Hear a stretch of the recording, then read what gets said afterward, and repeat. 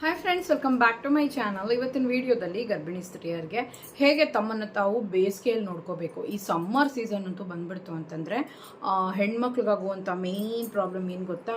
ಕಣ್ಣಿನ ಉರಿ ಪ್ರೆಗ್ನೆನ್ಸಿಯಲ್ಲಿ, ಮತ್ತು ಒಂದು UTI ಪ್ರಾಬ್ಲಮ್ಸ್ ಅಂದರೆ ಯೂರಿನರಿ ಟ್ರ್ಯಾಕ್ ಇನ್ಫೆಕ್ಷನು. ಜಾಸ್ತಿ ಮೂತ್ರ ವಿಸರ್ಜನೆ ಮಾಡಬೇಕು ಅನಿಸುತ್ತೆ, ಹೋದರೆ ಸ್ವಲ್ಪನೇ ಬರುತ್ತೆ. ಮತ್ತು ಒಂದು ಏನಾಗುತ್ತೆ ಅಂತಂದರೆ ತುಂಬ ಜನರಿಗೆ ಯೂರಿನ್ ಮಾಡಬೇಕು ಅನಿಸುತ್ತೆ, ಆದರೆ ಹೋದರೆ ಸ್ವಲ್ಪನೇ ಬರುತ್ತೆ. ತುಂಬ ಅರ್ಜೆಂಟ್ ಆಗುತ್ತೆ ಯೂರಿನ್ ಮಾಡಬೇಕು ಅಂತೆಲ್ಲ, ತುಂಬಾ ಅರ್ಜೆಂಟ್ ಆಗುತ್ತೆ. ಆದರೆ ಅವ್ರಿಗೆ ಬಂದು ಯೂರಿನ್ ಜಾಸ್ತಿ ಬೇಗ ಬರಲ್ಲ, ಸ್ವಲ್ಪ ಬರುತ್ತೆ. ಉರಿ, ಪೇಯ್ನು, ಹೊಟ್ಟೆ ನೋವು ಇದೆಲ್ಲ ಇರುತ್ತೆ. ಮತ್ತು ಒಳಗಿಂದ ಒಂಥರ ಎಳ್ದಂಗೆ ನೋವು ಆಗ್ತಾ ಇರುತ್ತೆ. ಇದು UTI ಪ್ರಾಬ್ಲಮ್ ಆಗುತ್ತೆ. ಆ್ಯಂಡ್ ನೆಕ್ಸ್ಟು ಕೆಲವೊಂದು ಟೈಮಲ್ಲಿ UTI ಪ್ರಾಬ್ಲಮ್ ಸಮ್ ಇನ್ಫೆಕ್ಷನ್ಸಿಂದನೂ ಆಗುತ್ತೆ. ಬಟ್ ಸಮ್ಮರಲ್ಲಿ ಕಾಮನ್ ಆಗಿ ಎಳೆ ಮಕ್ಕಳಿಂದ ಹಿಡಿದು ವಯಸ್ಸಾದವ್ರವರೆಗೂ ಕಾಣಿಸ್ಕೊಳ್ಳೋದಕ್ಕೆ ಕಾರಣ ಬಂದು ವೆದರ್. ಆ ರೀತಿ ವೆದರ್ ಇರುತ್ತೆ, ಹಾಟ್ ಆಗಿರುತ್ತೆ ಸುತ್ತಮುತ್ತ, ಮತ್ತು ನೀರು ಚೆನ್ನಾಗಿ ನಾವು ತೊಗೊಂಡಿಲ್ಲ ಅಂದಾಗ ನಮ್ಗೆ ಆ ರೀತಿ ಫೀಲ್ ಆಗುತ್ತೆ. ಸೊ ಹಾಗಾಗಿ UTI ಪ್ರಾಬ್ಲಮ್ ಬಂದು ಎಲ್ಲರಿಗೂ ಸಾಮಾನ್ಯವಾಗಿ ಆಗೇ ಆಗುತ್ತೆ. ಆ್ಯಂಡ್ ನೆಕ್ಸ್ಟ್ ಬಂದು ಆಗುವಂಥದ್ದು ಹೆವಿ ಡ್ರೈ ಹೇರ್ ಒಂದು ತುಂಬ ಡ್ರೈ ಆಗುತ್ತೆ, ಸ್ಪ್ಲಿಟ್ ಎಂಡ್ಸ್ ಜಾಸ್ತಿ ಆಗುತ್ತೆ. ಇದೆಲ್ಲ ಪ್ರೆಗ್ನೆನ್ಸಿಯಲ್ಲಿ ಇನ್ನೂ ಜಾಸ್ತಿನೇ ಆಗುತ್ತೆ, ಯಾಕಂದರೆ ತುಂಬಾ ಹಾರ್ಮೋನಲ್ ಚೇಂಜಸ್ ಜಾಸ್ತಿ ನಡೀತಾ ಇರೋದ್ರಿಂದ ಪ್ರೆಗ್ನೆಂಟ್ ಲೇಡೀಸ್ಗೆ ತುಂಬಾ ಈ ಥರ ಹೇರ್ಗೆ ಸಂಬಂಧಪಟ್ಟಂಥ ಪ್ರಾಬ್ಲಮ್ಸ್ ಆಗುತ್ತೆ. ಮತ್ತು ಸ್ಕಿನ್ ಡ್ರೈ ಆಗುವಂಥದ್ದು, ಮತ್ತು ತುಟಿ ಎಲ್ಲ ಜಾಸ್ತಿ ಒಡೆಯುವಂಥದ್ದು, ಒಳಗಡೆ ಉರಿ ಗ್ಯಾಸ್ಟ್ರಿಕ್ ಅನುಭವ, ಗಬಗಬಾ ಅಂತ ಉರಿತಾ ಇರುತ್ತೆ ಹೊಟ್ಟೆಯಲ್ಲಿ, ನಿದ್ದೆ ಬರದೇ ಇರೋದು, ಅಂಗೈಗಳು ಉರಿ ಬರೋದು, ನಿದ್ದೆ ಮಾಡ್ತಾ ಇದ್ದರೆ ಕಾಲು ಉರಿಗೆ ನೆಮ್ಮದಿನೇ ಇರಲ್ಲ, ಕಣ್ಣೂರಿಗೆ ನೆಮ್ಮದಿನೇ ಇರಲ್ಲ, ಮತ್ತು ಮೂಗಲ್ಲಿ ರಕ್ತ ಬರೋದು. ಸೊ ಇದೆಲ್ಲನೂ ಬಂದು ಸಮ್ಮರಲ್ಲಿ ಆಗುವಂಥ ತೊಂದರೆ. ಸೊ ಇವಾಗ ಸಮ್ಮರಲ್ಲಿ ಬರುವಂಥ ಸೀಸನಲ್ ಫ್ರೂಟ್ಸ್ನ ತೊಗೊಂಡು ಮನೆಯಲ್ಲಿ ಸಣ್ಣ ಪುಟ್ಟ ಮನೆ ಮದ್ದುಗಳನ್ನ ಮಾಡಿಕೊಂಡು ಯಾವ ರೀತಿ ಈ ಸಮ್ಮರ್ನಲ್ಲಿ ನಮ್ಮನ್ನು ನಾವು ಕಾಪಾಡ್ಕೊಳ್ಳೋದು ಅಂತ ಪ್ರೆಗ್ನೆಂಟ್ ಲೇಡೀಸ್ಗೆ ಒಂದು ಒಳ್ಳೆ ಗೈಡ್ ಆಗಿರುತ್ತೆ ವಿಡಿಯೋ. ಸೊ ಕೊನೆವರೆಗೂ ನೋಡಿ, ಯಾಕಂದರೆ ಹೊಟ್ಟೆಲ್ ಮಗು ಇರುತ್ತೆ, ಏನು ತೊಗೋಬೇಕು ಏನು ತೊಗೋಬಾರ್ದು, ಇದನ್ನು ಕುಡಿಬಾರ್ದಾ ಇಲ್ಲ ಏನೋ ಒಂದು ಭಯ ಅಲ್ವಾ. ಸೊ ಹಾಗಾಗಿ ಅದು ಇರೋದು ಒಳ್ಳೆಯದೇನೆ. ಬಟ್ ಆದರೆ ಒಳ್ಳೆ ವಿಷಯವನ್ನು ತಿಳ್ಕೊಂಡು ಅದಕ್ಕೆ ತಕ್ಕ ಹಾಗೆ ನಡ್ಕೊಳ್ಳೋದು ಬಂದು ತುಂಬಾ ನಿಮಗೆ ಯೂಸ್ಫುಲ್ ಆಗಿರುತ್ತೆ. ಮೊದಲನೇದಾಗಿ ಬಂದು ನೀವು ನಿಮಗೆ ಕಣ್ಣಿನೂರಿ ಜಾಸ್ತಿ ಇದೆ ಅಂತಂದರೆ ಪ್ರೆಗ್ನೆಂಟ್ ಲೇಡೀಸ್ ಮೇಯ್ನಾಗಿ ನೀವು ಇದನ್ನು ಮಾಡ್ಕೋಬೋದು. ಇದನ್ನು ಎಲ್ಲರೂ ಮಾಡ್ಕೋಬೋದು, ಪ್ರೆಗ್ನೆಂಟ್ ಲೇಡೀಸ್ ಅಂತ ಮಾತ್ರ ಅಲ್ಲ, ಎಲ್ಲರೂ ಮಾಡ್ಕೋಬೋದು. ಇದು ನಮ್ಮ ಅಮ್ಮದು ಒಂದು ಹಳೆಯ ವಿಡಿಯೋ ಒಂದಿದೆ, ನಮ್ಮಮ್ಮ ಪ್ರಾಕ್ಟಿಕಲಾಗಿ ಮಾಡಿ ತೋರಿಸಿರ್ತಾರೆ. ನಂದು ಚಾನಲ್ ಸ್ಟಾರ್ಟ್ ಆದಾಗ ಫಸ್ಟ್ ಆಗಿ ಆ ಒಂದು ಟೈಮಲ್ಲಿ ಮಾಡಿದಂಥ ವಿಡಿಯೋ ಅದು, ತುಂಬ ಬಿಗಿನಿಂಗ್ ವಿಡಿಯೋ. ಬೇಕಾದರೆ ಎಂಡ್ ಸ್ಕ್ರೀನಲ್ಲಿ ಕೊಡ್ತೀನಿ ನೋಡಿ, ಇದೇ ಚಾನಲಲ್ಲೇ ಇದೆ. ಬಟ್ ನಾನು ಬಾಯಲ್ಲೂ ಹೇಳ್ತೀನಿ, ಅದನ್ನು ನೀವು ಬೇಕಾದರೆ ಹಾಗೇನೆ ಮಾಡಿನೂ ತೋರಿಸಿದ್ದಾರೆ ಅಮ್ಮ, ಇಲ್ಲಾಂದರೆ ನೀವು ಕೂಡ ಮಾಡಿ ಹಾಗೆ ಮಾಡ್ಕೊಳ್ಳಿ. 1 ಸ್ಪೂನಷ್ಟು ಕ್ಯಾಸ್ಟರ್ ಆಯಿಲು, ಹರಳೆಣ್ಣೆ. ಇದು ಬಂದು ನಿಮಗೆ ಶುದ್ಧವಾದಂತಹ ಎಣ್ಣೆ, ಜಾಸ್ತಿ ಗಲೀಜಾಗಿರೋದು ಇಲ್ಲ ಅದರಲ್ಲಿ ಅದು ಇದು ಬಿದ್ದಿರೋದು ಆ ಥರ ಅಲ್ಲ. ನಿಮಗೆ ಕ್ಯಾಸ್ಟರ್ ಆಯಿಲ್ ಅಂತ ಹೇಳಿ ನಿಮಗೆ ಬಾಟಲ್ಸಲ್ಲೂ ಸಿಗುತ್ತೆ, ಮೆಡಿಕಲ್ ಸ್ಟೋರಲ್ಲಿ ಸಿಗುತ್ತೆ, ಇಲ್ಲ ನಾರ್ಮಲಾಗಿ ಅಂಗಡಿಯಲ್ಲೇ ನೀವು ತೊಗೊಂಬರ್ತೀರ ಪಾಕೆಟಲ್ಲಿ ಅಂದರೆ ಅದು ಓಕೆನೆ. ಅದು ಬಂದು ಒಂದು ಸ್ಪೂನಷ್ಟು ತೊಗೊಳ್ಳಿ, ಒಂದು ಸಣ್ಣಗ ಮೀಡಿಯಮ್ ಸ್ಪೂನ್ ಇರುತ್ತಲ್ಲ, 1 ಟೀ ಸ್ಪೂನಷ್ಟು ಎಣ್ಣೆ ತೊಗೊಳ್ಳಿ. ಅದಕ್ಕೆ ಎದೆ ಹಾಲು, ನಾರ್ಮಲಾಗಿ ಎದೆ ಹಾಲು ಸಾಮಾನ್ಯವಾಗಿ ಬಾಣಂತಿಯರಿದ್ರೆ ಸಿಗುತ್ತೆ, ಇಲ್ಲ ಅಂದರೆ ನಾರ್ಮಲ್ ಹಸಿ ಹಾಲೇನೇ ಓಕೆ. ಯಾವುದಂದರೆ ಹಸುದು ಹಸಿ ಹಾಲೇನೇ ಓಕೆ, ಏನು ತೊಂದರೆ ಇಲ್ಲ. ಸೊ ಅದು 1 ಸ್ಪೂನ್ ತೊಗೊಂಡು ಒಂದು ಬಟ್ಲಿಗೆ ಹಾಕ್ಕೊಳ್ಳಿ, ಇಲ್ಲ ಒಂದು ಲೋಟಕ್ಕೆ ಹಾಕ್ಕೊಂಡು ಚೆನ್ನಾಗಿ ಕೈ ಹಾಕಿ ಒಂದು 10 ನಿಮಿಷ ಬಂದು ನೀವು ಬೀಟ್ ಮಾಡಬೇಕು. ಕೈಯಲ್ಲೇ ಬೀಟ್ ಮಾಡಬೇಕು, ಸ್ಪೂನೆಲ್ಲ ಬೇಡ. ಕೈ 1 ಬೆರಳು 2 ಬೆರಳು ತೊಗೊಂಡು ಚೆನ್ನಾಗಿ ಬೀಟ್ ಮಾಡುವಾಗ ಏನಾಗುತ್ತೆ ಅಂದರೆ ಅದು ಒಂದು ಕ್ರೀಮಿ ಕನ್ಸಿಸ್ಟೆನ್ಸಿಗೆ ಬರುತ್ತೆ. ಮಿನಿಮಮ್ 10 ಮಿನಿಟ್ಸ್ ಆದರೂ ಮಾಡಬೇಕು. ನಿಮಗೆ ಡೌಟ್ ಇದ್ದರೆ ಆ ವಿಡಿಯೋ ನೋಡಿ.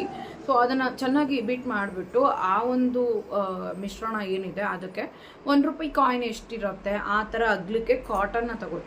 ಸೊ ಕಾಟನ್ ರೌಂಡಾಗಿ ತೊಗೊಂಡು ಅದನ್ನು ತೆಳ್ಳಕ್ಕೆ ₹1 ಕಾಯಿನ್ ಥರ ನೀವು ಅದನ್ನು ಅಗ್ಲ ಮಾಡ್ಕೋಬೇಕು.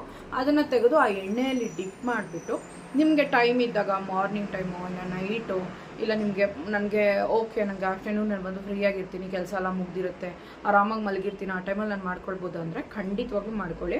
ಅದನ್ನು ಡಿಪ್ ಮಾಡಿ ಕಣ್ಣಿನ ಮೇಲೆ ಫುಲ್ಲಾಗಿ ನೀವು ಈ ಕಣ್ಣಿನ ಮೇಲೆ ನೀವು ಬಂದು ಅದನ್ನು ಹಾಕೊಂಬಿಟ್ಟು ಏನು ಮಾಡ್ತೀರಾ ಅಂತಂದರೆ ಬಿಟ್ಬಿಡಿ. ಆರಾಮಾಗಿ ಒಂದು ½ an hour, ನಂದಲ್ಲಪ್ಪ ಆ ಟೈಮ್ ಅನ್ನೋ ಥರ ಕಣ್ಣಿಗೆ ರೆಸ್ಟ್ ಕೊಟ್ಬಿಡಿ. ಆ ಎಣ್ಣೆ ಕಣ್ಣೊಳಗೆ ಹೋದ್ರೂ ಪರವಾಗಿಲ್ಲ, ಏನೂ ಹೋಗಲ್ಲ, ನೆಮ್ಮದಿಗೆ ಮಲ್ಕೊಳ್ಳಿ.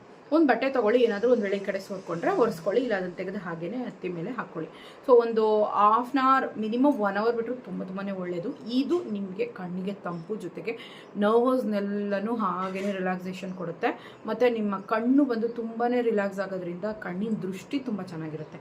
ಆಫ್ಟರ್ ನೀವು ಬಂದು ಕಣ್ಣು ತೊಳ್ಕೊಂಡು ವಿಷನ್ ಹೇಗಿರುತ್ತೆ ಅಂದರೆ ಕ್ಲಿಯರ್ಡಾಗಿರುತ್ತೆ, ಅಷ್ಟು ಕ್ಲಿಯರ್ ಕಟ್ಟಾಗಿರುತ್ತೆ ವಿಷನು. ಸೊ ಕಣ್ಣಿಗೆ ಅದನ್ನು ಹಾಕ್ಕೊಳ್ಳಿ. ಸೋಪ್ ಎಲ್ಲ ಹಾಕಿ ಕಣ್ಣೆಲ್ಲ ತೊಳೆಯೋಕೆ ಹೋಗ್ಬೇಡಿ. ನಾರ್ಮಲ್ ವಾಟ್ರಲ್ಲಿ, ವಾರ್ಮ್ ವಾಟರ್, ಬಿಸಿ ನೀರಲ್ಲಿ ಎಣ್ಣೆ ಹೋಗುತ್ತೆ.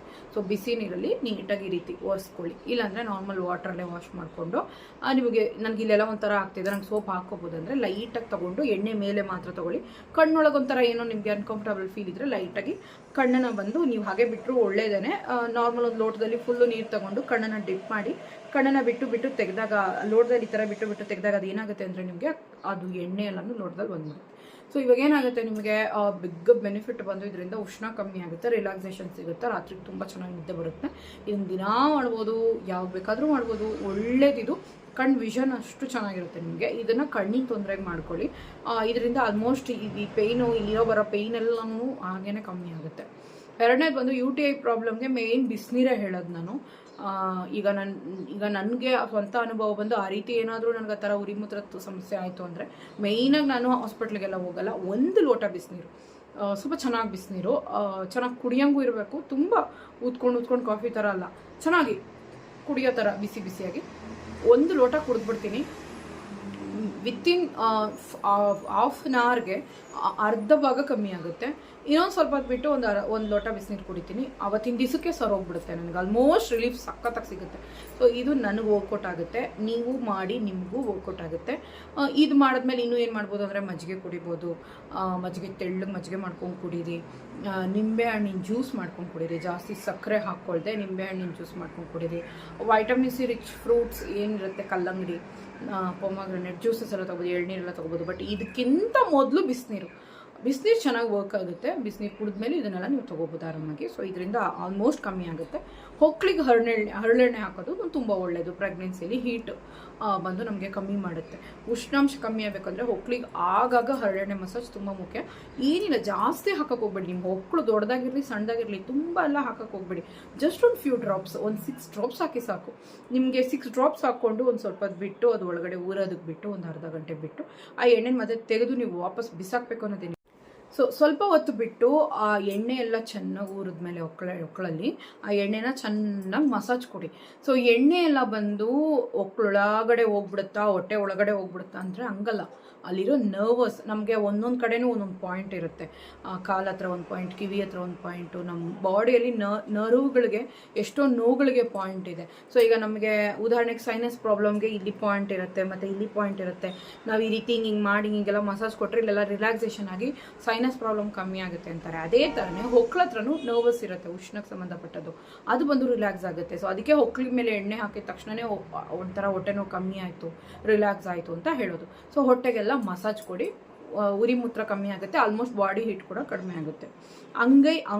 ಅಂಗಾಲುಗಳು ಉರಿ ಕೂಡ ಇದರಿಂದನೇ ಆಲ್ಮೋಸ್ಟ್ ಪ್ರಿವೆಂಟ್ ಆಗುತ್ತೆ. ಬಿಸಿನೀರು ಕುಡಿಯೋದ್ರಿಂದ ಕೂಡ ಉಷ್ಣ ಮೈಯಲ್ಲಿ ಕಮ್ಮಿ ಆಗುತ್ತೆ. ಸೊ ಈ ರೀತಿ ಮಾಡ್ಕೊಳ್ಳಿ.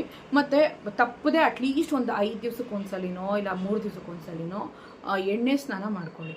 ಹರಳೆಣ್ಣೆ, ಕೊಬ್ಬರಿ ಎಣ್ಣೆ ಬಿಸಿ ಮಾಡಿಬಿಟ್ಟು ಚೆನ್ನಾಗಿ ತಲೆಗೆ ಮೈಗೆ ಎಲ್ಲ ಹಚ್ಕೊಂಡು, ತಲೆಗೆ ಒಂದು ಅರ್ಧ ಗಂಟೆ ಊರೋದಕ್ಕೆ ಬಿಡಿ, ಮೈಗೆ ಒಂದು 15-20 ನಿಮಿಷ ಊರೋದಕ್ಕೆ ಬಿಟ್ಟು ಚೆನ್ನಾಗಿ ಸ್ನಾನ ಮಾಡ್ಕೊಳ್ಳಿ. ಬಿಸಿ ಸ್ನಾನ ಮಾಡ್ಕೊಳ್ಳಿ, ಇಲ್ಲ ಬೆಚ್ಚಗೆ ಬೇಕಾದರೂ ಸ್ನಾನ ಮಾಡಿಕೊಂಡು ತಲೆಯನ್ನು ಚೆನ್ನಾಗಿ ಬಿಸಿಲಲ್ಲಿ ಒಣಗಿಸ್ಕೊಳ್ಳಿ. ಇದು ಕೂಡ ನಿಮಗೆ ಬಾಡಿ ಹೀಟನ್ನು ಬಂದು ರೆಡ್ಯೂಸ್ ಮಾಡುತ್ತೆ. ಆಲ್ಮೋಸ್ಟ್ ತಲೆಯಲ್ಲಿ ಎಣ್ಣೆ ಹಾಕ್ತಾನೇ ಇರಬೇಕು. ನಿಮ್ಮ ತಲೆಯಲ್ಲಿ ಎಣ್ಣೆ ಇಟ್ಕೊಳ್ಳೋಕೆ ಇಷ್ಟ ಇಲ್ಲ ಅಂತಂದರೆ ಎವ್ರಿ ಡೇ ಮಾರ್ನಿಂಗ್ ಎದ್ದಿದ ತಕ್ಷಣ ಒಂದು 8-8ವರೆಗೆ ಹರಳೆಣ್ಣೆ ಒಂಚೂರು ಬಿಸಿ ಮಾಡಿ ಸ್ವಲ್ಪ ಕೊಬ್ಬರಿ ಎಣ್ಣೆ ಮಿಕ್ಸ್ ಮಾಡಿ ನೆತ್ತಿಗೆ ಹಾಕ್ಕೊಂಡು ತಲೆಯೆಲ್ಲ ಫುಲ್ಲಾಗಿ ಮಸಾಜ್ ಕೊಡಿ. ಇಲ್ಲಿ ಮತ್ತು ಇಲ್ಲಿ ಈ ಭಾಗ, ಇಲ್ಲಿ ಮತ್ತು ಈ ಕಡೆ ಎಲ್ಲ ಚೆನ್ನಾಗಿ ಮಸಾಜ್ ಕೊಟ್ಬಿಟ್ಟು ತಲೆ ಚೆನ್ನಾಗಿ ಗಂಟಾಕ್ಬಿಡಿ. ಮಸಾಜ್ ಕೊಟ್ಬಿಟ್ಟು ಚೆನ್ನಾಗಿ ಫುಲ್ಲಾಗಿ ಮೇಲಕ್ಕೆ ಗಂಟಾಕ್ಬಿಟ್ಟು ರಿಲ್ಯಾಕ್ಸೇಷನ್ ಮೂಡಿಗೆ ಬಂದುಬಿಡ್ತೀರಾ. ಆರಾಮಾಗ್ಬಿಡುತ್ತೆ, ನಿಮ್ಮ ಮೈಂಡೇ ರಿಲ್ಯಾಕ್ಸ್ ಆಗುತ್ತೆ ಮಾರ್ನಿಂಗೇ ನೀವು ಎಣ್ಣೆ ಇಡೋದ್ರಿಂದ. ನನಗೂ ಅಷ್ಟೇ, ನನಗೇನಾದರೂ ಸ್ಟ್ರೆಸ್ಸಾಗಿ ನಾನು ಫೀಲ್ ಮಾಡಿದ್ರೆ, ಎಲ್ಲಾದರೂ ಹೋಗಿ ಬಂದು ಟಯರ್ಡಾಗಿತ್ತು ಅಂದರೆ ಮಾರ್ನಿಂಗೇ 8-8ವರೆಗೆ ತಲೆಗೆ ಎಣ್ಣೆ ಇಟ್ಟು ಫುಲ್ಲು ಮೇಲಕ್ಕೆ ಗಂಟು ಹಾಕ್ಬಿಡ್ತೀನಿ. ನನಗೆ ಇಲ್ಲಿ ಗಂಟು ಹಾಕ್ಕೊಬಿಡ್ತೀನಿ, ನೀಟಾಗಿ ರಿಲ್ಯಾಕ್ಸೇಷನ್ ಫೀಲ್ ಕೊಡುತ್ತೆ. ಒಂದು 1 ಅವರ್ ಬಿಟ್ಟು ನೀವು ಸ್ನಾನ ಮಾಡೋದ್ರಿಂದ ಅಷ್ಟೇ ಆರಾಮ್ ಅನಿಸುತ್ತೆ. ತಲೆಯಲ್ಲಿ ಎಣ್ಣೆನ ಜಾಸ್ತಿ ಶ್ಯಾಂಪು ಹಾಕಿ ವಾಶ್ ಮಾಡಬಾರ್ದು. ಒಂದು ಸ್ವಲ್ಪ ತಲೆಯಲ್ಲಿ ಎಣ್ಣೆ ಇರೋ ಥರ ಬಿಟ್ಟು ವಾಶ್ ಮಾಡಬೇಕು. ಆವಾಗ ನಿಮಗೆ ಇನ್ನೂ ಅದ್ರ ಕೂಲ್ ಬಂದು ಇರುತ್ತೆ. ಸೊ ಆ ರೀತಿ ಮಾಡ್ಕೊಳ್ಳಿ. ಇದರಿಂದ ಕೂಡ ಬಾಡಿ ಹೀಟ್ ಬಂದು ರೆಡ್ಯೂಸ್ ಆಗುತ್ತೆ. ಚೆನ್ನಾಗಿ ನೀರು ಕುಡೀರಿ. ಈ ಟೈಮಲ್ಲಿ ಬಂದು 3 ಲೀಟ್ರ್ ನೀರು ಕುಡಿದ್ರೂ ಪರವಾಗಿಲ್ಲ. ಇದರಲ್ಲಿ ಒಂದು 1/4 ಲೀಟ್ರ್ ಮಜ್ಜಿಗೆ ಸೇರಿರಲಿ, 1/4 ಲೀಟ್ರ್ ಒಂದು ಅರ್ಧ ಲೀಟ್ರು ಜ್ಯೂಸ್ ಸೇರಿರಲಿ, ಇದರೊಂದು ಅರ್ಧ ಲೀಟ್ರ್ ಬಿಸಿನೀರು ಸೇರಿರಲಿ. ಯಾವುದಾದ್ರೂ ಇರಲಿ, ಒಟ್ಟಿನಲ್ಲಿ ನೀರು 3 ಲೀಟ್ರ್ ಸೇರಿಸ್ಕೊಳ್ಳಿ. ಯೂರಿನ್ ಬಂದಾಗೆಲ್ಲ ಯೂರಿನ್ ಮಾಡಿ ಆರಾಮಾಗಿ ನೀವು ಕ್ಲೀನ್ ಆಗ್ತದೆ. ಮೈನೂ ಕೂಡ ಡಿಟಾಕ್ಸಿಫೈ ಆಗುತ್ತೆ, ನೀವು ಆರಾಮಾಗಿರ್ತೀರಾ. ಸೊ ನೆಮ್ಮದಿಯಾಗಿ ಆರಾಮಾಗಿ ನೀವು ಈ ಥರ ಮಾಡ್ಕೋಬೋದು. ಮತ್ತು ಬಾರ್ಲಿ ಸಿಗುತ್ತಲ್ಲ, ಸೊ ಬಾರ್ಲಿ ಅಕ್ಕಿನ ತಂದು ನೆನೆಸಿ ಚೆನ್ನಾಗಿ ಒಂದು ಕುಕ್ಕರಲ್ಲಿ ನೀರು ಜಾಸ್ತಿ ಹಾಕಿ ಕುಕ್ ಮಾಡಿ, ಆ ನೀರನ್ನು ಬಾರ್ಲಿಯನ್ನು ಸೇರಿ ತಿನ್ನಿ. ಉಪ್ಪು, ಒಂದು ಸ್ವಲ್ಪ ಬೆಲ್ಲದ ಪುಡಿ, ಏಲಕ್ಕಿ ಹಾಕಿದ್ರೆ ಸೊ ಪಾಯಸ ಥರ ಇರುತ್ತೆ. ಇಲ್ಲ ನನಗೆ ಗಂಜಿ ಥರ ಉಪ್ಪಾಗೇ ಇರಬೇಕು ಅಂದರೆ ಬರೀ ಉಪ್ಪು ಹಾಕ್ಬಿಟ್ಟು ಬೇಯಿಸ್ಬಿಟ್ಟು ಒಂದಿಷ್ಟು ಹಾಕ್ಕೊಂಡ್ರೆ ಸಾಕು. 4-5 ಸ್ಪೂನಷ್ಟು ನೆನೆಸಿ, ನೈಟ್ ನೆನೆಸಿ ಬೆಳಗ್ಗೆ ಬೇಯಿಸ್ಕೊಬೋದು ತಪ್ಪಲೆಯಲ್ಲೇ. ಇಲ್ಲ ಒಂದು ಸ್ವಲ್ಪ ನೆನೆಸಿ ನೀವು ಬಂದು ಕುಕ್ಕರಲ್ಲಿ ಕೂಡ ವಿಜಿಲ್ ಹೊಡ್ಸ್ಕೊಬೋದು. ಅದು ಸ್ವಲ್ಪ ಗಟ್ಟಿ, ಅದಕ್ಕೋಸ್ಕರ ಅದ್ರ ನೀರು ಚೆನ್ನಾಗಿ ವಾಶ್ ಮಾಡಿಬಿಟ್ಟು ಕುಕ್ ಮಾಡಿ ಅದ್ರ ನೀರನ್ನು ಬಾರ್ಲಿ ಅಕ್ಕಿಯನ್ನು ಸೇರಿ ನೀವು ತಿನ್ನುವಾಗ ಹೀಟ್ ಬಂದು ಹಾಗೇ ಕಮ್ಮಿ ಆಗುತ್ತೆ. ಹೊಟ್ಟೆ ನೋವು, ಹೀಟು, ಕಾಲಿನ ಉರಿ, ಕೈ ಉರಿ, ಕಣ್ಣಿನ ಉರಿ, ಮತ್ತು ತುಟಿ ಉರಿಯೋದು, ಸ್ಕಿನ್ನೆಲ್ಲ ಡ್ರೈ ಆಗೋದು, ಅದೆಲ್ಲನೂ ಕಮ್ಮಿ ಆಗುತ್ತೆ. ಈ ಅಭ್ಯಂಜನ ಸ್ನಾನ ನಾನು ಹೇಳಿದ್ನಲ್ಲ, ಎಣ್ಣೆ ಸ್ನಾನ, ಅದು ಮಾಡೋದ್ರಿಂದ ನಿಮ್ಮ ಸ್ಕಿನ್ ಪ್ರಾಬ್ಲಮ್ಸ್ ಆಲ್ಮೋಸ್ಟ್ ಕಮ್ಮಿ ಆಗುತ್ತೆ. ಹೇರ್ ಡ್ರೈನೆಸ್ ಕೂಡ ಕಮ್ಮಿ ಆಗುತ್ತೆ. ನೆನಪಿರಲಿ, ಜಾಸ್ತಿ ಸೋಪ್ ಹಾಕಿ ಎಣ್ಣೆ ತೆಗಿಬೇಡಿ, ಜಾಸ್ತಿ ಶ್ಯಾಂಪು ಹಾಕಿ ಸ್ಕ್ಯಾಲ್ಪಲ್ಲಿರೋ ಎಣ್ಣೆನೆಲ್ಲ ತೆಗೆದುಬಿಡಬೇಡಿ. ಒಂಚೂರು ಇರಲಿ, ಒಂದು ಸ್ವಲ್ಪ ಜಸ್ಟ್ ನಿಮ್ಮ ಸ್ಯಾಟಿಸ್ಫ್ಯಾಕ್ಷನ್ಗೋಸ್ಕರ ಎಣ್ಣೆ ಆಗಬಾರ್ದು ಅನ್ನೋ ಕಾರಣಕ್ಕೆ ಜಸ್ಟ್ ಒಂದು ಸ್ವಲ್ಪ ಶ್ಯಾಂಪು ಹಾಕಿ ಹೇರ್ ವಾಶ್ ಮಾಡ್ಕೊಳ್ಳಿ ಅಷ್ಟೇ. ಸೊ ಇಷ್ಟು ವಿಷಯ ಫಾಲೋ ಮಾಡಿಬಿಟ್ರೆ ಆಲ್ಮೋಸ್ಟ್ ಸಮ್ಮರಲ್ಲಿ ಆರಾಮಾಗಿರ್ಬೋದು. ತಲೆಗೆ ಎಣ್ಣೆ ಹಾಕೋದ್ರಿಂದನೂ ಮೂಗಲ್ಲಿ ರಕ್ತ ಬರೋದು ಎಲ್ಲನೂ ಕಮ್ಮಿ ಆಗುತ್ತೆ. ಆಲ್ಮೋಸ್ಟ್ ಬಾಡಿ ಹೀಟೆಲ್ಲ ಕಮ್ಮಿ ಆಗುತ್ತೆ. ಸೊ ಸಮ್ಮರಲ್ಲಿ ಸಿಗುವಂಥ ಮಸ್ಕ್ ಮೆಲನ್ ಅಂದರೆ ಕರ್ಬೂಜ, ಕಲ್ಲಂಗಡಿ, ಮತ್ತು ಬಂದು ಏನೇನು ಹಣ್ಣುಗಳು, ಆರೆಂಜು, ಆ್ಯಪಲ್, ಏನೇನು ನಿಮಗೆ ಸಮ್ಮರಲ್ಲಿ ಒಳ್ಳೊಳ್ಳೆ ಫ್ರೂಟ್ಸ್ ಸಿಗುತ್ತೆ ಅದನ್ನೆಲ್ಲ ಕನ್ಸ್ಯೂಮ್ ಮಾಡಿ. ಪೈನಾಪಲ್, ಪಪ್ಪಾಯ ಬೇಡ, ಇದು ತುಂಬಾ ಹಿಟ್ ಕೊಡುತ್ತೆ. ನಿಮಗೆ ಹೇಳ್ಬೋದು ಸೈಂಟಿಫಿಕ್ ಆಗಿ ಪ್ರೂವ್ ಇಲ್ಲ, ಅದೇನಾಗಲ್ಲ ಹಂಗೆ ಅಂತ, ಬಟ್ ನೀವು ಪಪ್ಪಾಯ ಜಾಸ್ತಿ ತಿಂದು ನೋಡಿದ್ರೆ ನಾಲ್ಗೆ ಎಲ್ಲನೂ ಉಕ್ಬಿಡುತ್ತೆ. ಪೈನಾಪಲ್ಲು ಅಷ್ಟೇ, ಅಳತೆಗೆ ಮೀರಿ ಏನಾದರೂ ನೀವು ತಿಂದುಬಿಟ್ರಿ ಆಸೆಯಿಂದ ಅಂತಂದರೆ ನಾಲ್ಗೆ ಉಕ್ಕೋದ್ರ ಜೊತೆ ಇಲ್ಲೆಲ್ಲ ಫುಲ್ಲು ನಿಮಗೆ ಒಂಥರ ಅಲರ್ಜಿ ಥರ ಆಗಿಬಿಡುತ್ತೆ. ಸೊ ಬೇಡ. ಅದರಲ್ಲಿ ಕೆಲವೊಂದು ಟಾಕ್ಸಿಸ್ ಒಂಥರ ಏನು ಹೇಳೋದಂದರೆ ಅದರಲ್ಲಿರುವಂಥ ಎನ್ಸೈಮ್ಸು, ಬ್ರೊಮಲಿನ್, ಇವೆಲ್ಲನೂ ನಿಮ್ಗೇನು ಮಾಡುತ್ತೆ ಅಂತಂದರೆ ಹೀಟನ್ನು ಕೊಡುತ್ತೆ, ಪ್ರೊಡ್ಯೂಸ್ ಮಾಡುತ್ತೆ. ಬೇಡ, ತಿನ್ನಕ್ಕೆ ಹೋಗಬೇಡಿ. ಆಲ್ಮೋಸ್ಟ್ ಅವಾಯ್ಡ್ ಮಾಡಿದ್ರೆ ತುಂಬಾ ಒಳ್ಳೆಯದು. ನಾನು ಎಲ್ಲ ವೀಡಿಯೋದಲ್ಲೂ ಅಷ್ಟೇ, ನನ್ನ ಈ ಪ್ರೆಗ್ನೆನ್ಸಿ ವೀಡಿಯೋಸ್ ಜರ್ನಿಯಲ್ಲಿ, ಯೂಟ್ಯೂಬ್ ಜರ್ನಿಯಲ್ಲಿ ಎಲ್ಲೂ ಪಪ್ಪಾಯ ಮತ್ತು ಪೈನಾಪಲ್ನ ತಿನ್ನಿ ಅಂತ ನಾನು ಹೇಳೇ ಇಲ್ಲ. ಯಾಕಂದರೆ ಅದು ಸೈಂಟಿಫಿಕಾಗಿ ಪ್ರೂವ್ ಆಗಿಲ್ಲ ಅಂದರೂ ಅದರಲ್ಲಿ ಬ್ರೊಮಲಿನ್ ಇರುತ್ತೆ, ಕೆಲವೊಂದು ಎನ್ಸೈಮ್ಸ್ ಇರುತ್ತೆ. ಇವೆರಡೂ ಸೇರಿ ನಿಮ್ಗೆ ಏನು ಮಾಡುತ್ತೆ ಅಂದರೆ ಟಾಕ್ಸಿಕಾಗಿ ಬಿಹೇವ್ ಮಾಡೋದಕ್ಕೆ ಚಾನ್ಸ್ ಇರುತ್ತೆ ಬಾಡಿಯಲ್ಲಿ ಹೋಗಿ. ಸೊ ಹಂಗಾಗಿ ಜಾಸ್ತಿ ಅದನ್ನೆಲ್ಲ ಕನ್ಸ್ಯೂಮ್ ಮಾಡಲೇ. ಸೊ ಇದನ್ನು ಪ್ರೆಗ್ನೆನ್ಸಿಯಲ್ಲಿ ತಿನ್ನೋಕ್ಕೆ ಹೋಗಬೇಡಿ, ಪರವಾಗಿಲ್ಲ. ಪೋಸ್ಟ್ ಪ್ರೆಗ್ನೆನ್ಸಿ, ಆಫ್ಟರ್ ಡೆಲಿವರಿ ಬೇಕಾದ್ರೆ ನೀವು ಕನ್ಸ್ಯೂಮ್ ಮಾಡಿ. ಹಾಲು ಕೂಡ ಚೆನ್ನಾಗಿರುತ್ತೆ, ಏನು ತೊಂದರೆ ಇಲ್ಲ. ಯಾಕಂದರೆ ಬಾಡಿ ಹೀಟಾಗಿರಬೇಕು ಆಫ್ಟರ್ ಡೆಲಿವರಿ. ಸೊ ಇಷ್ಟು ವಿಷಯಗಳನ್ನ ಫಾಲೋ ಮಾಡ್ಕೊಳ್ಳಿ. ಆಲ್ಮೋಸ್ಟ್ ನಾನು ಹೇಳಿರೋ ಈ ವಿಷಯಗಳನ್ನ ಫಾಲೋ ಮಾಡಿದ್ರೇ ನಿಮಗೆ ಕಡಿಮೆ ಆಗುತ್ತೆ. ಹೀಟಿನ ಪದಾರ್ಥಗಳು, ಖಾರ, ಈ ನಾನ್ ವೆಜ್ಜು, ಈ ಮೇಕೆ ಮಾಂಸ ಎಲ್ಲ ಸಿಕ್ಕಾಪಟ್ಟೆ ಹೀಟ್. ಸೊ ಅದನ್ನು ಮತ್ತು ಏಡಿಕಾಯಿ ಇದನ್ನೆಲ್ಲ ಆಲ್ಮೋಸ್ಟ್ ಕಮ್ಮಿಯಾಗಿ ತಿನ್ನೋದು ಒಳ್ಳೆಯದು. ಮೀನು ಕೂಡ ಸ್ವಲ್ಪ ಹೀಟನ್ನು ಕಮ್ಮಿಯಾಗಿ ತಗೊಳ್ಳಿ. ಮತ್ತು ಜಾಸ್ತಿ ಬಿಸಿಲಲ್ಲಿದ್ದಾಗ, ಎಲ್ಲಾದರೂ ವರ್ಕಿಂಗ್ ವಿಮೆನ್ಸ್ ನೀವೆಲ್ಲ ಓಡಾಡ್ತೀರಾ ಅಂತಂದಾಗ ತಲೆಗೆ ಸ್ವಲ್ಪ ಎಣ್ಣೆ ಇರಲಿ. ಜಾಸ್ತಿ ನೀರನ್ನ ತಗೊಳ್ತಾ ಇರಿ, ನೀರನ್ನ ಕುಡಿತಾ ಇರಿ. ಮತ್ತು ಪುದೀನ ಎಲೆಗಳು, ಇದನ್ನೆಲ್ಲ ಸ್ವಲ್ಪ ನಿಂಬೆಹಣ್ಣಿನ ರಸ, ಇದನ್ನೆಲ್ಲ ನೀರಲ್ಲಿ ಹಾಕ್ಕೊಂಡು ಆಗಾಗ ಜಾಸ್ತಿ ಕನ್ಸ್ಯೂಮ್ ಮಾಡಿ. ಅದರ ಎಕ್ಸ್ಟ್ರಾ ಬೆನಿಫಿಟ್ಸ್ ಜಾಸ್ತಿ ಬೇಕಲ್ಲ, ನೀರಿಗಿಂತ ಎಕ್ಸ್ಟ್ರಾ ಬೆನಿಫಿಟ್ಸ್ ಜಾಸ್ತಿ ಸಿಗುತ್ತೆ ನಮಗೆ. ಮತ್ತು ಈ ಪುದೀನಾನ ಜಾಸ್ತಿ ಯೂಸ್ ಮಾಡೋ, ಅದು ಕೂಲಾಗಿ ನಮಗೆ ಕೂಲೆಂಟಾಗಿ ಬಿಹೇವ್ ಮಾಡುತ್ತೆ ನಮ್ಮ ದೇಹದಲ್ಲಿ, ಅದು ಅಷ್ಟು ಚೆನ್ನಾಗಿ ವರ್ಕ್ ಆಗುತ್ತೆ. ಸೊ ಚೆನ್ನಾಗಿ ಹೆಲ್ದಿ ಫುಡ್ಗಳನ್ನು ತಗೊಳ್ಳಿ. ಹೆವಿ ಹೀಟ್ ಫುಡ್ ಬೇಡ. ಟ್ಯಾಬ್ಲೆಟ್ಸ್ ಎಲ್ಲ ತೊಗೋತಾ ಇದ್ದೀರಾ ಅಂದರೆ ಚೆನ್ನಾಗಿ ನೀರು ಕುಡಿರಿ. ಸೊ ಇದು ತುಂಬ ಮುಖ್ಯ. ಓಕೆ ಫ್ರೆಂಡ್ಸ್, ಇವತ್ತಿನ ವಿಡಿಯೋ ಖಂಡಿತವಾಗ್ಲೂ ನಿಮ್ಗೆ ಯೂಸ್ಫುಲ್ ಆಗಿರುತ್ತೆ ಅನ್ಕೋತೀನಿ. ಯಾಕಂದರೆ ಈಗ ಬೇಸಿಗೆ ಶುರು ಆಗೋದ್ರಿಂದ ಖಂಡಿತವಾಗ್ಲೂ ಈ ವಿಡಿಯೋ ನಿಮಗೆ ಬೇಕೇ ಬೇಕು. ಸೊ ಫಾಲೋ ಮಾಡ್ಕೊಳ್ಳಿ. ಟೇಕ್ ಕೇರ್, ಬಾಯ್.